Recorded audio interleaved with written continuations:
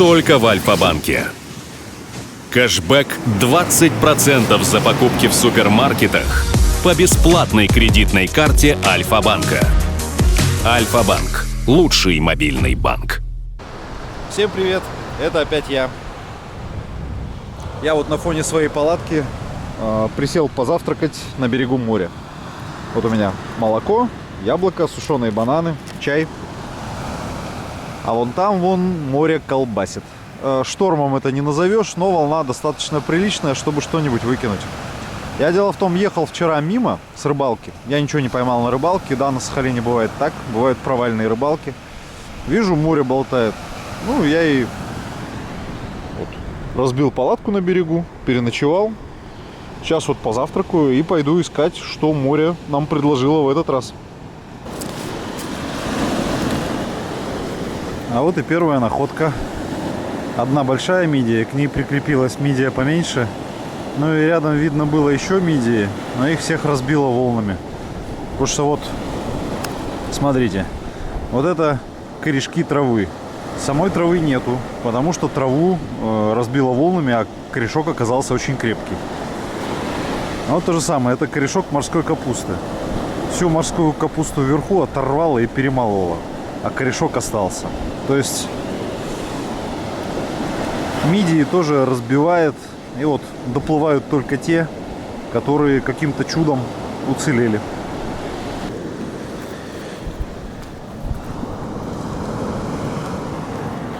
Вот этот хлопец называется пятиугольный волосатый краб.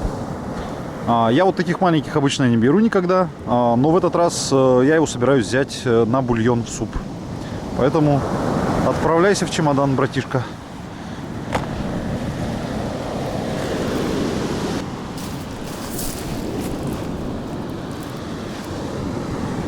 Вот прикольный вариант морской капусты. Называется кастария ребристая. Ребристая из-за того, что вот у нее ребра жесткости. Вот здесь вот с этой стороны 2. И с этой стороны 3. Итого 5 штук. Она немножко не похожа по вкусу на ламинарию, поэтому кастарию я стараюсь всегда брать. Ну и к тому, что тут вообще сплошняком ламинария вокруг. О, кстати, меня постоянно спрашивают: Борис, как ты отличаешь там тухлое, не тухлое, старое, вчерашнее? Вот видите, прыгают маленькие такие бестии, прыгают. Эти ребята, вот надо вот в капусту вот сюда поглубже копнуть. Видите, как прыгают? Эти ребята не дают морепродукту шанса. Полежал морепродукт часов 5. Вот эти хлопцы его уже съедят. То есть все, что валяется на море, свежее. А все, что не свежее, съедено вот этими ребятами. Либо чайками, либо подобрано людьми, либо там какая-нибудь лисица утащила, медведь. Либо вот эти вот гаврики. Вот эти вот бокоплавы, так называемые, мы здесь называем морские блохи. Ну вот где-то, по-моему, на Алтае, в Сибири называют мормыш или мормыш или бормыш. Вот они все съедают молниеносно. Мясо краба очень нежное. Раз-два и нету ничего. А вот и урехис. В прошлый раз мне в комментариях посоветовали попробовать его сырым.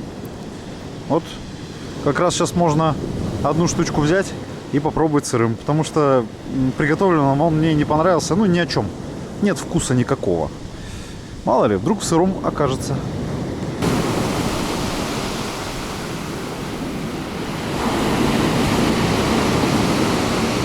Особенно прошу обратить внимание на то, как именно эта волна ударяет. Она ударяет не вдоль, а строго вниз. И именно поэтому до нас доплывают не целые куски капусты, а изорванные куски капусты. Причем кое-где изорванные просто в хлам. Просто какие-то мелкие остатки, огрызки и объедки. Где-то только корешки, где-то только вершки. Поэтому нужно искать участок, где прибой поспокойнее, и стараться пособирать там. Потому что здесь, ну, даже ракушку, если вот так вот кинет, ракушка в эту мельницу попав, вряд ли выживет. И до меня доплывут лишь просто створки и все. Вот прекрасный пример силы шторма. Вот эту ракушку-то такое ощущение, как будто великан раздавил. Просто вот кто-то сверху гигантской ступней наступил и раздавил. никакой панцирь не помог. Ее просто размазало об камни. Такую я уже не беру, больно потрепанный вид. Но вот если бы ее повыкинуло бы поцелей, разумеется, бы взял.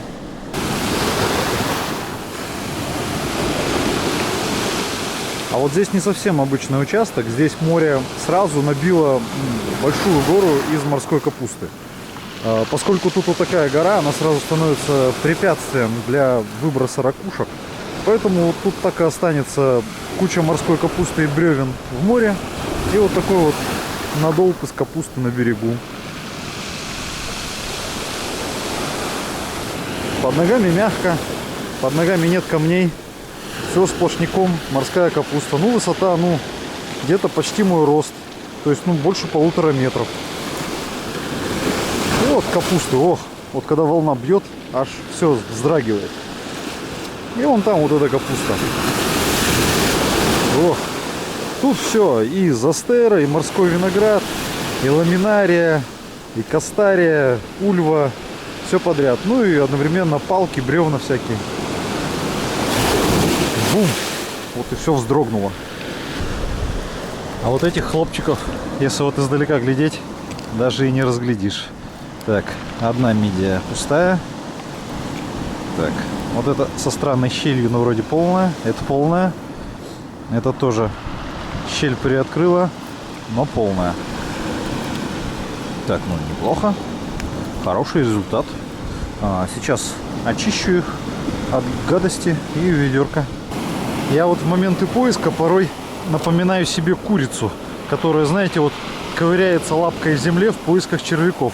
Вот только что ковырялся, не лапкой, сапогом. И вот нашел урехис и пучок мидий.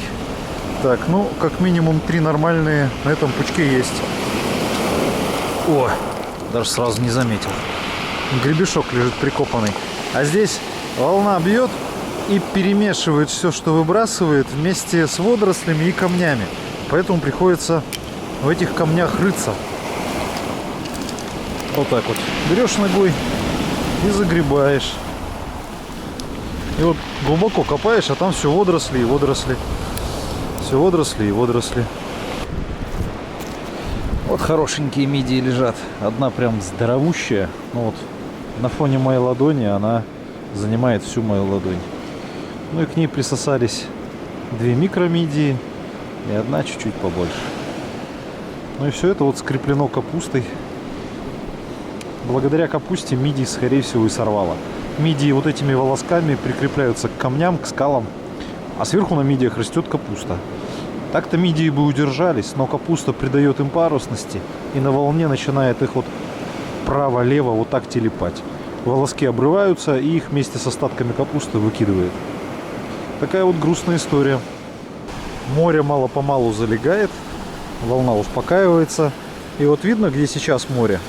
А вот здесь оно было еще где-то час назад.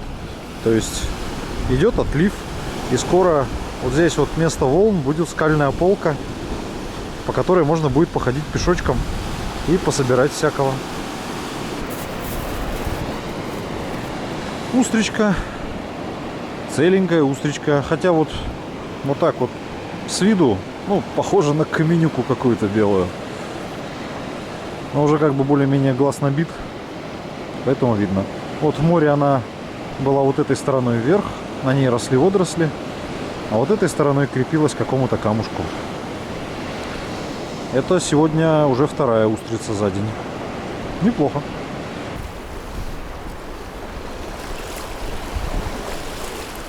Вот такую вот парную устрицу нашел. Как видите, я уже хожу по морю. Отлив нормальный не случился. Как отколупать-то, а? Отлив нормальный не случился, воды много, но все равно искать можно. Вот такую вот пару устриц нашел. Одна закончилась, а 2-я вот еще там внутри. Теперь надо вот эту вот штуку как-то отколоть и в ведро ее. Вот он лежит, голубчик. Да, целый. Целый. Я уж, как видите, тут и устричек насобирал, и одного гребешка свифта нашел.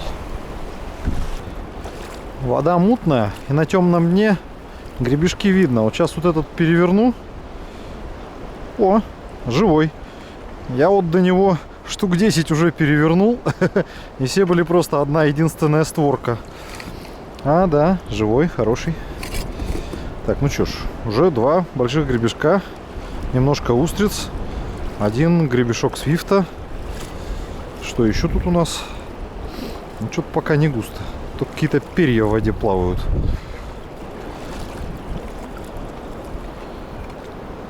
Пустой. Ну, собственно, так вот собиралка и выглядит. Ходишь и все подряд переворачиваешь. Ищешь своего единственного. Вот устричка. Нет, эту устричку кто-то до меня уже съел.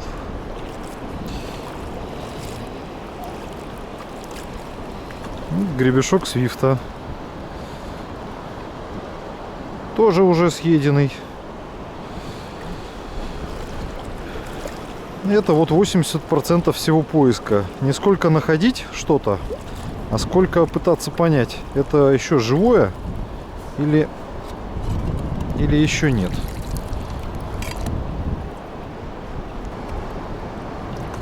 О, а вот эту ковырнул. Это живая вроде. Да, живая устрица. Отлично. Так. Давай. Нет, это не живая устрица. Так.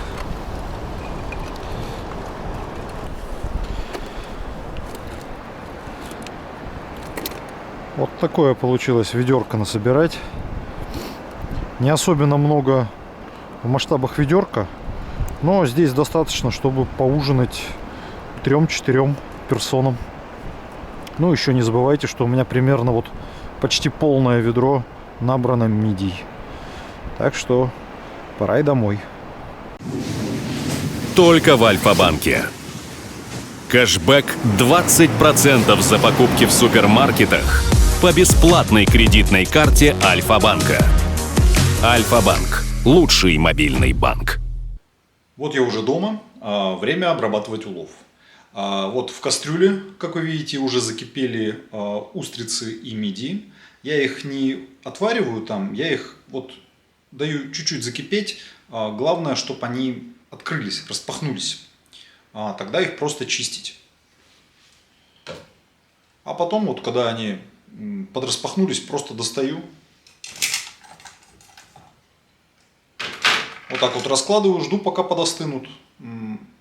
Вынимаю изнутри мясо, и мясо уже буду готовить.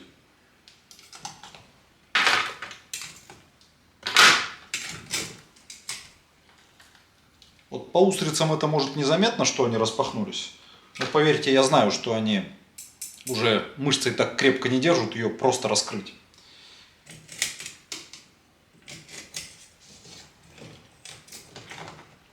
А вот по мидиям просто сказать, мидии все уже распахнулись, и это сразу видно, вот вываливается вся внутренность. Пока все это добро остывает, я вот, как видите, заново загрузил кастрюлю. Вот сейчас она вот подзакипит, и они тоже раскроются, и я тогда быстро прекращу процесс варки. Попались еще несколько моллюсков, так называемая сердцевидка. Вот этот уже подуснул немножко, он подраспахнул раковину свою. Но поскольку я его ловил живым, то я в нем не сомневаюсь. А сверху кастрюли выкладываю гребешков. Речь, разумеется, о гребешке свифта, потому что большой приморский гребешок я ем сырым.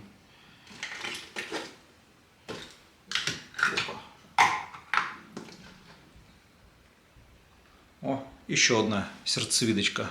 А вот эта сердцевидочка осталась живой. Вот с нее водичка капает, она не распахнула створки. Гребешок распахнется первым, поэтому вот положил сверху, и только вот он начнет открываться, я его тут же уберу. Ему вообще много температуры вредно.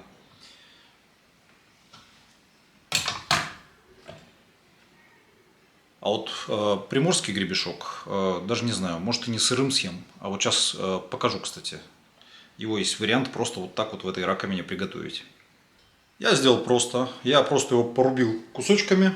Вот видите, там 2 ломтика сливочного масла.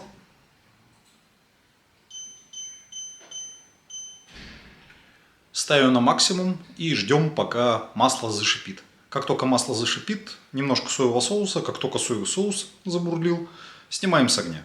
Все готово. Вот когда масло зашкварчало, я полностью убрал огонь. И чуть-чуть соевого соуса туда. Буквально капельку. И вот кончиком ножа попытаться все это дело чуть-чуть перемешать. Особенно не усердствуйте с перемешиванием, потому что суть не приготовить гребешок, а сделать гребешку вкусный соус. Вот вы сейчас из этой ракушки будете есть и макать туда. Вот так вот выглядит, собственно, готовый гребешок. Ну, не удивляйтесь, что он сырой. Это и есть готовый гребешок. Повторюсь, суть в том, чтобы сделать просто соус к нему.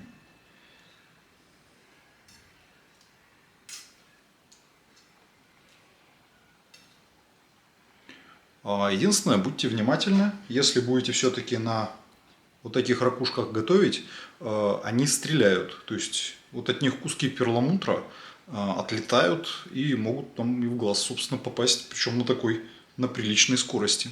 Поэтому аккуратнее. А здесь уже тоже все хорошо. Вон гребешки распахнулись. Вот. Вот в этом видно достаточно много песка внутрь набило штормом. Вот это проблема шторма. Когда собираешь что-то штормовое, всегда песок. Ну, вот сейчас вот этого конкретного придется промывать. А вот этот чистенький. Вот он какой. Какая красотуля, а? Чистится все это довольно просто. Вот. Гребешок вот уже открылся сам. Его только чуть-чуть подковырять с той стороны, где он плохо открылся. Видите, даже кусочек какой-то прирези остался. Ну, я обычно не заморачиваюсь этим. А вот все остальное так вот берется. Я ему отрываю желудочки. Хотя в целом это все тоже съедобно. Вот это кладу сюда. Я потом это еще буду промывать. Там песчинки все-таки есть, попали туда. С мидией процесс очень похож. Так, тоже. Так, не хочет мышца отрываться. С мидией вот так. У нее здесь есть пучок волос. Это волосы, которыми она прикрепляется к камням. То есть, по сути, ну, не волосы, а ее какие-то эти канаты, якоря такие. Их надо подрезать у корня. Можно делать ножом, можно ножницами. Краб-горошина внутри. Все, готовенько. Так, теперь устрица. Так, ну-ка, вот она не раскрывается полностью, ей нужно помогать. Вот. Помогли. Сырую устрицу я бы так легко не открыл. Она не полностью сварилась, она примерно сготовилась на 50%. Я бы ее не назвал полностью вареной.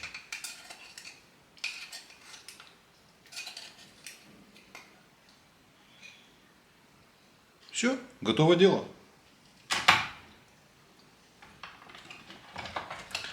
Ракушечки в помоечку. Ну и внимание, важное сообщение. Вот мы с женой тут чистим ракушки.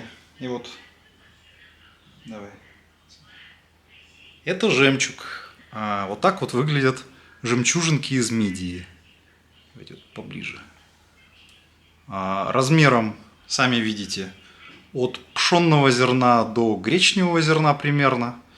Ну, согласитесь, довольно невзрачные.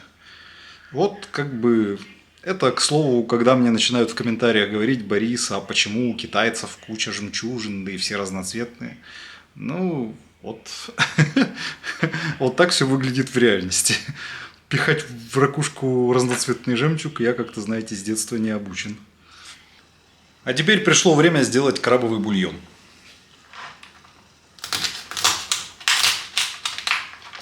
Краба рубим произвольно. Я обычно на 4 части рублю.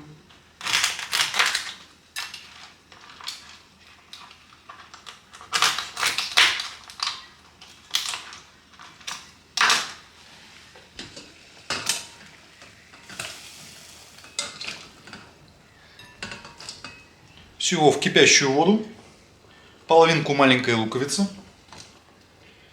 маленький кусочек моркови, сверху смесь перцев, черного перца, если можно, ну тоже можно хорошо добавить без смеси.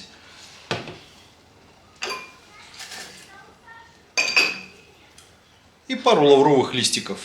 Вот это вот теперь будет вариться минут 10-15. Краб быстроварки, и бульон с него получается очень быстро. Крабовый бульон уже почти сварился, самое время порезать кастарию.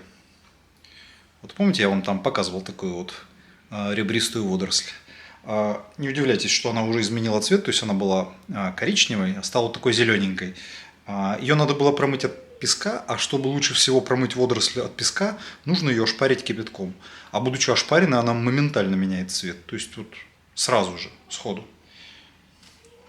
И дело в том, что я для чего ошпариваю, она клейкая, а кипятком ошпаришь, все, крабовый бульон доварился, а ошпаришь ее, и она тут же перестает быть клейкой, и песок весь с нее отваливается.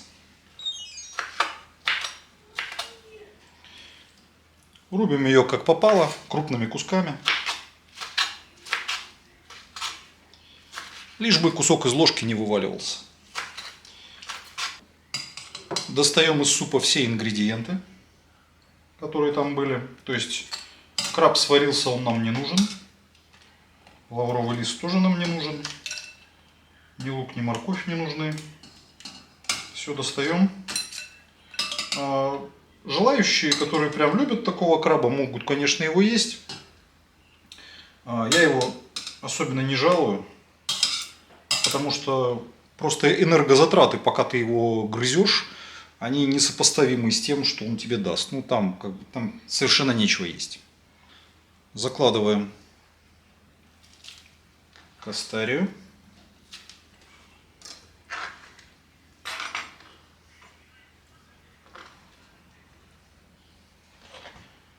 Это гонады и мантии гребешка.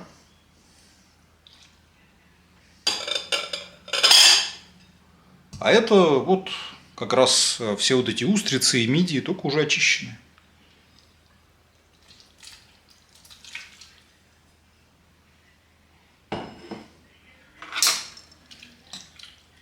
Все это слегка перемешать, довести до кипения, покипит 2 минуты и все.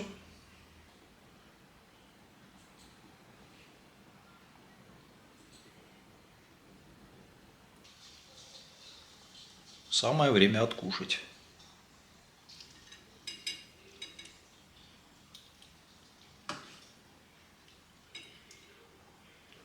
Как вы сами понимаете, в этом супе бульону отводится не такая уж и большая роль.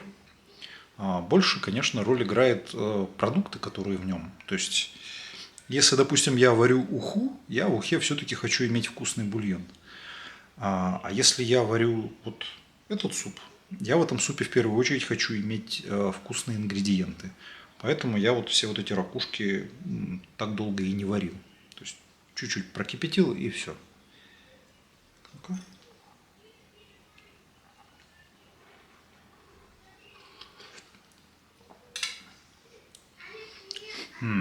Такой солененький, слегка островат, слегка горьковат от капусты. Но, в принципе, вкус ожидаемый. То есть, так вот обычно и получаются супы с морепродуктами. Всем пока-пока. До свидания.